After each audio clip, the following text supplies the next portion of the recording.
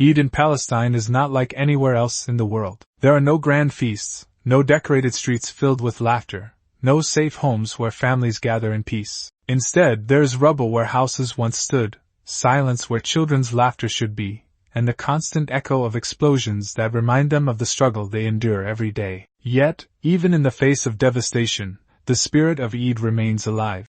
Families pray on the ruins of their homes, whispering du'as for those they have lost. They embrace one another with gratitude, knowing that surviving another day is a blessing in itself. There are no extravagant meals, only what little food can be found, shared with love and patience. Hunger grips them, but their faith is stronger. Children, who should be running in new clothes, walk barefoot on streets filled with debris.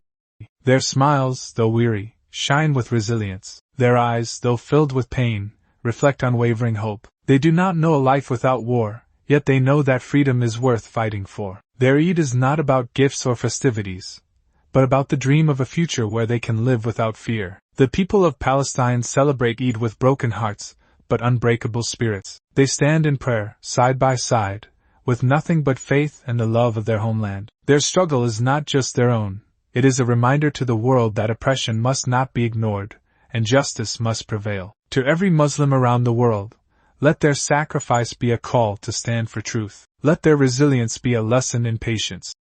This Eid, as you embrace your loved ones, remember those who celebrate in darkness, and raise your hands in prayer for a free Palestine.